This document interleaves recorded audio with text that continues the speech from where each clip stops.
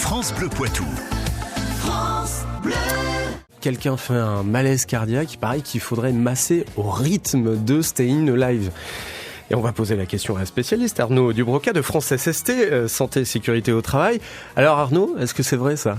Alors c'est vrai que lors d'un arrêt cardio-respiratoire pour les spécialistes ACR, c'est vrai qu'on doit faire un massage cardiaque associé d'un bouche à bouche à une vitesse entre 100 et 120 par minute, et le titre Stayin' Alive est effectivement à 103 battements par minute.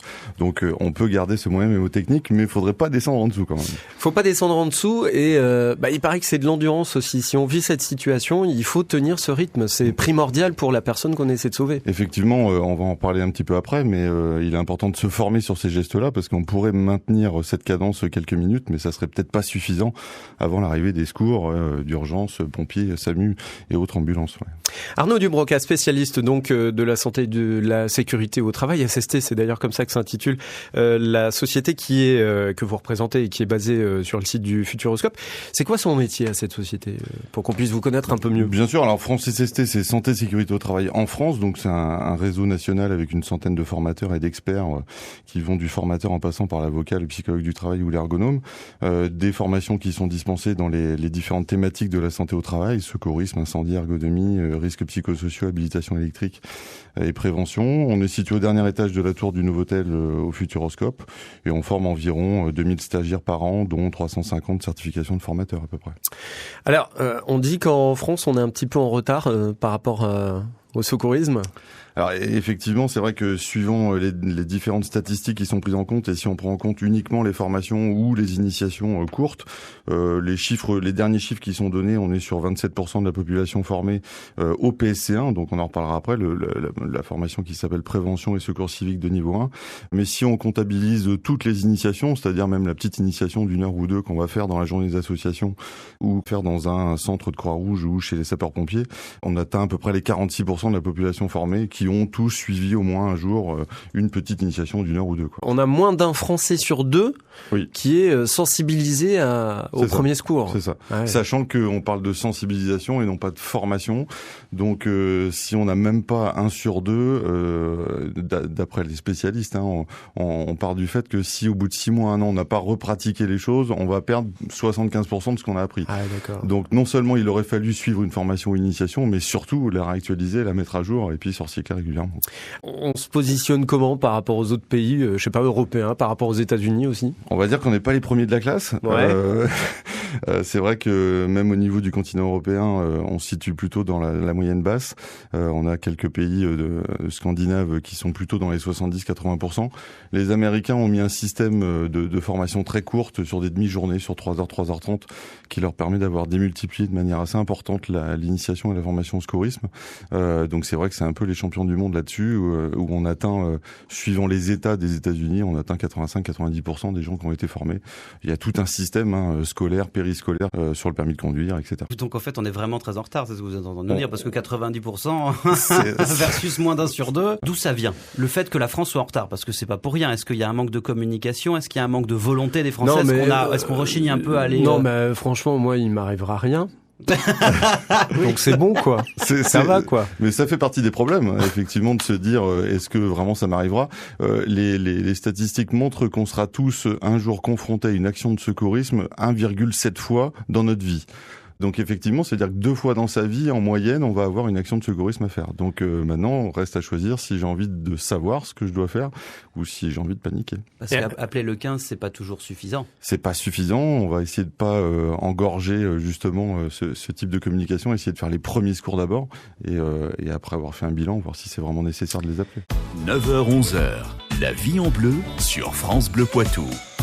Arnaud Dubroca de France SST, Santé et Sécurité au Travail. Notre invité dans La Vie en Bleu, on parle des premiers secours. En fait, on peut sauver des vies, il suffit juste de se former, il faut pas avoir peur. Alors, je suppose que le premier pas, Arnaud, c'est que quand on croisent la possibilité de faire ou de suivre une initiation, c'est d'y aller déjà pour voir ce que c'est? Alors effectivement, je pense que la moindre des choses, ça serait l'initiation. Si déjà toute la population pouvait avoir suivi au moins une fois dans sa vie une initiation d'1 heure ou 2, ça serait déjà très bien.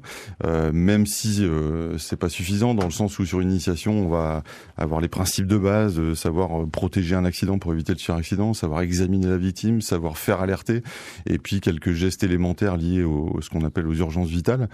Mais c'est vrai qu'une vraie formation qui va durer un minimum de 7 heures pour un PSC1 ou 2 jours pour un SST permettra non seulement de voir toute la panoplie des possibilités de symptômes et en même temps toutes les conduites à tenir. Alors justement, vous avez évoqué ce qu'on apprend ou ce qu'on voit dans une initiation, mais si on rentre un petit peu plus dans le détail des formations, qu'est-ce qu'on apprend ?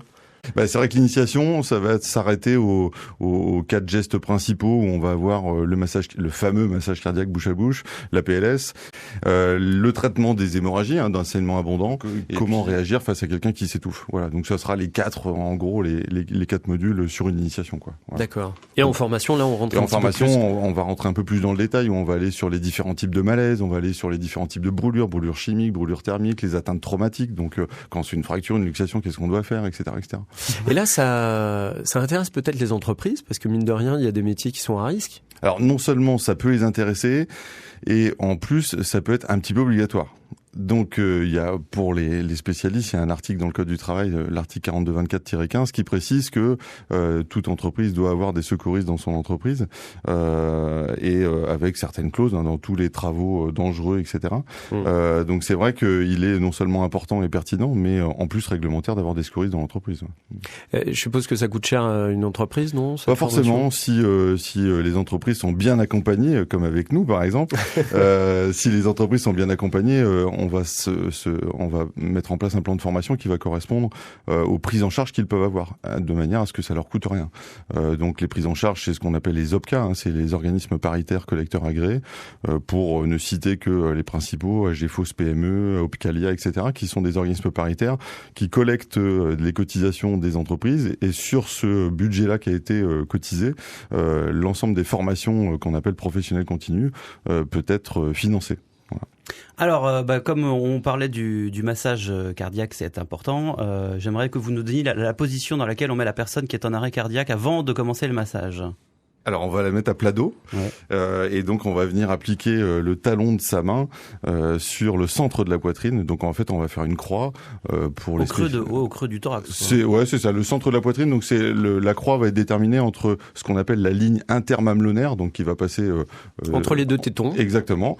Et puis dans l'autre sens, dans l'axe vertical, au niveau du sternum, donc au centre de la poitrine. Et donc le croisement des deux, ça va être la zone d'appui. C'est à cet endroit-là on va positionner le talon de la main. Alors on parlait de Staying Alive. Pardon. Oui. Antoine, je pose juste une question, mais qu'est-ce qui peut, alors je sais pas, on peut peut-être le dire à la radio, mais quels sont les signes qui peuvent nous faire penser à un arrêt cardio-respiratoire avant de pratiquer ce massage ? Alors justement, c'est vrai que ça fait partie des premières difficultés, c'est d'apprendre à faire un examen sur une victime pour savoir si vraiment elle est en arrêt cardio-respiratoire.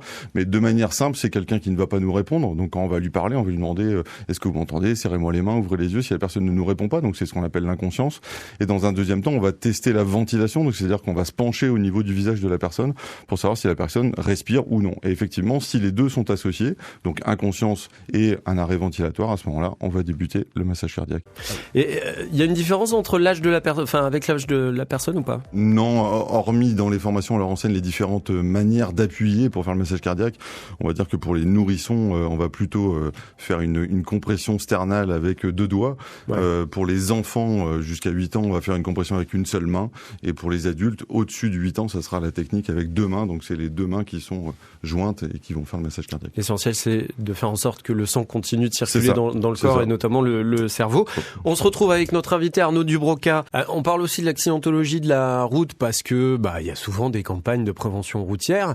C'est vrai que être formé au premier secours dans ce genre de situation, bien sûr, c'est bénéfique. Mais il n'y a pas que ces accidents.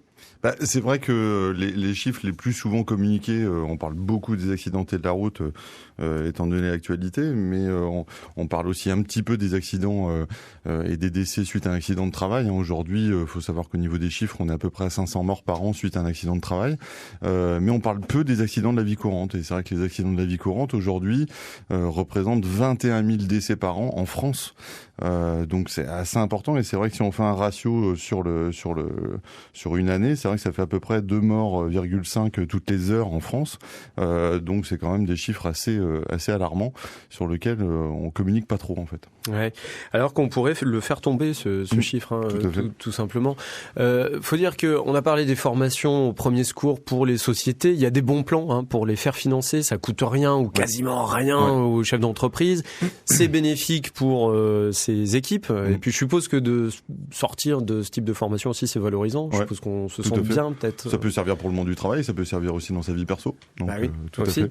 Et il y a aussi donc les formations quand on est simple particulier, on a envie d'être rassuré peut-être en ayant ce type de diplôme ou de formation. Tout à fait. Alors c'est l'historique du secourisme entre guillemets civil a démarré il y a plusieurs décennies. On a eu les fameux brevets de secouriste à l'époque où on allait pendant une semaine passer des longs examens et apprendre la nat physio.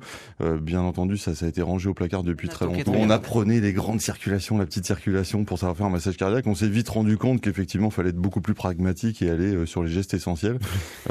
Donc le brevet de secouriste est devenu le fameux BNPS. Après, c'est devenu l'AFPS et puis depuis 2008, la FPS est devenue le PSC1, donc prévention et secours civique de niveau 1. C'est une formation courte, ouverte à partir de l'âge de 10 ans, qui dure 7 heures, donc une journée de formation, qui permet d'avoir une réelle formation de secourisme de base. C'est génial ce que vous dites, à partir de 10 ans. C'est ça. Vous avez croisé des petits gamins qui sont formés Bien sûr, suivant les opérations qui sont mises en place, on peut croiser justement des enfants ou des adolescents, mais il existe aussi d'autres dispositifs, l'APS, apprendre à porter secours, qui se fait au niveau de l'école élémentaire, et puis on a aussi ce qu'on appelle les GQS, le dispositif Gestes qui sauvent, qui se fait au collège et lycée sur les différents établissements scolaires. Aujourd'hui, en établissement scolaire, on a à peu près à 31% des collégiens qui sortent du collège qui ont passé un brevet de secouriste, anciennement brevet de secouriste, qui s'appelle PSR. Mais c'est bien, c'est une bonne idée ça de le faire à l'école et dès qu'on est jeune. C'est ça. Au moins comme ça, on entretient cette formation tout au long de la vie. C'est l'objectif, ouais. Bon, après, c'est pas encore obligatoire, parce qu'on entend beaucoup de polémiques sur tel ou tel accès à l'information, notamment l'information sexuelle et patati patata. Et ça, on n'en entend jamais parler. C'est vrai que maintenant que vous le dites, ça paraît évident. Pourquoi est-ce que l'école, il y a un bloc ?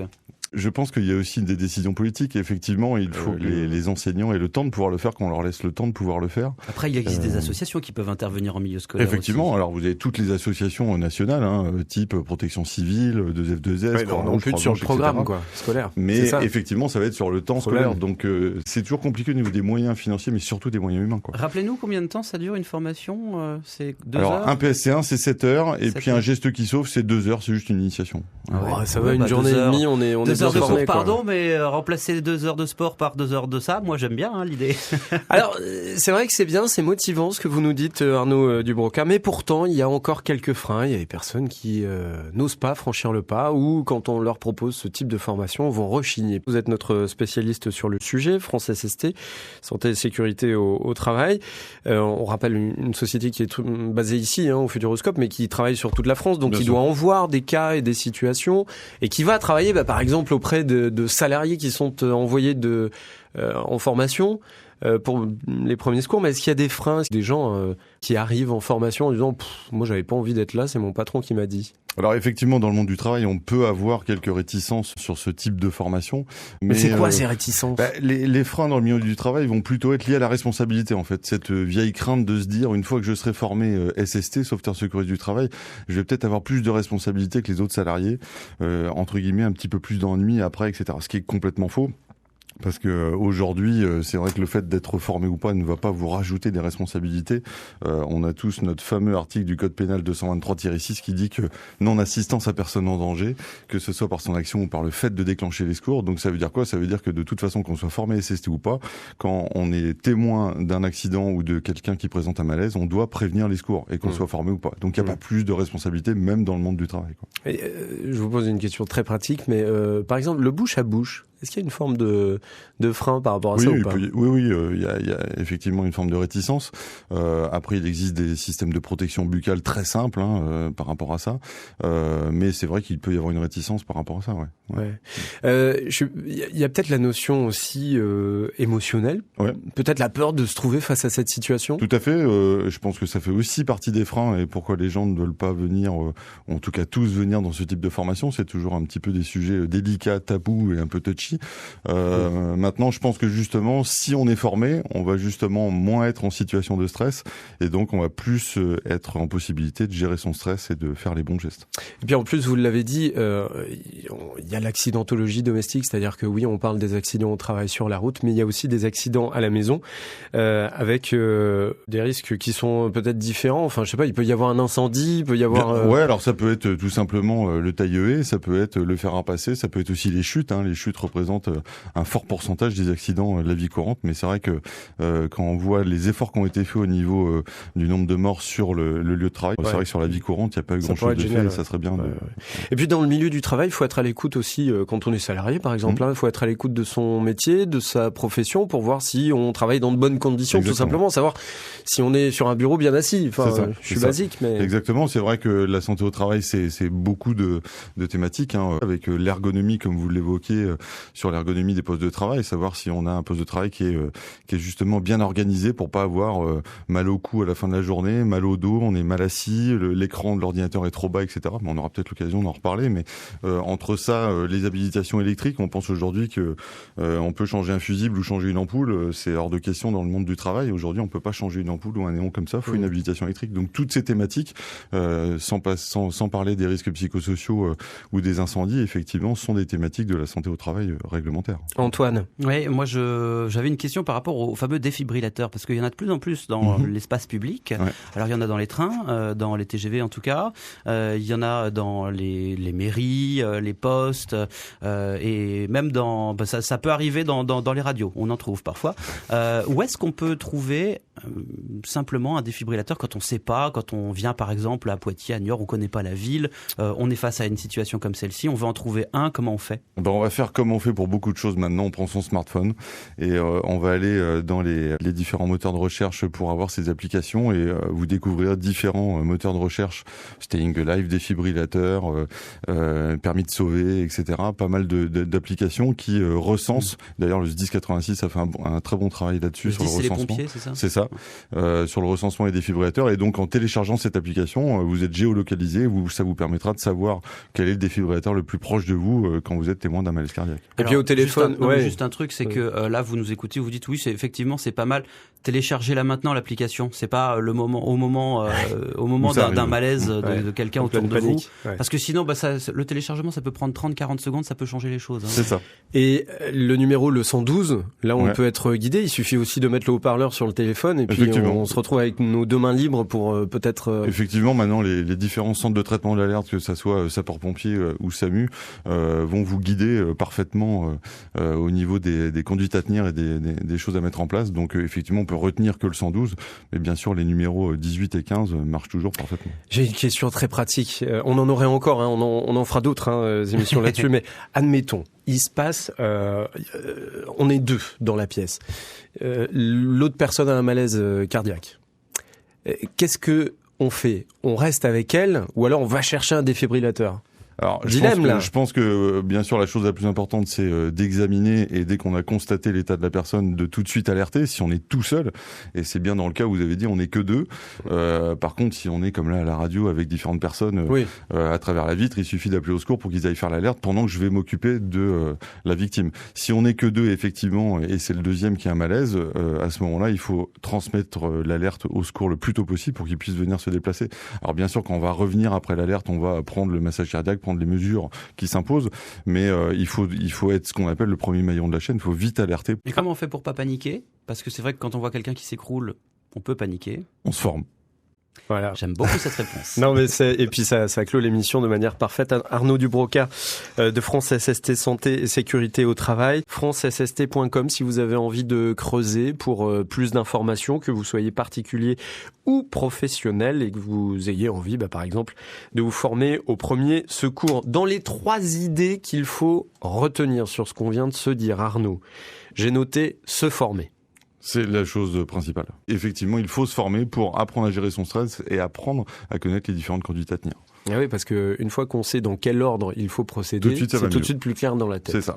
Et on donne un maximum de chances de survie à la victime. Exactement. Une formation qui est peu chère, très accessible, voire gratuite. C'est ça, effectivement. Aujourd'hui, une formation PSC1, en fonction des établissements dans lesquels vous allez aller, va vous coûter en moyenne 60 €. On peut se former et avoir le PSC1, quoi. Ouais. Et ça peut être même gratuit pour des sociétés ou des... Effectivement, comme on l'a expliqué tout à l'heure, des prises en charge peuvent être octroyées et donc on peut former ses salariés gratuitement. Ouais. Et puis enfin, si on doit réaliser un massage cardiaque, il faut donner un rythme à ce massage cardiaque et sur quoi on peut se caler. C'est ça, c'est ce qu'on appelle la fréquence. Il faut avoir un massage cardiaque entre 100 et 120 battements par minute. Donc effectivement, on peut se baser sur des titres et des morceaux comme par exemple Staying Alive. Ouais. Ouais, sinon, un truc tout bête, c'est faut mettre la petite pendule, regarder sa montre, toutes les secondes on fait 2 battements. C'est ça, exactement. C'est pas mal, hein. 2 Aussi, battements par seconde, c'est ça. Ouais. C'est ça. Bien joué les gars, merci pour ces moyens mémotechniques. On a travaillé. Merci Arnaud Dubroca, la société France rien. SST Santé et Sécurité au Travail. Merci d'être venu donc dans les studios de France Bleu. France Bleu Poitou. France Bleu.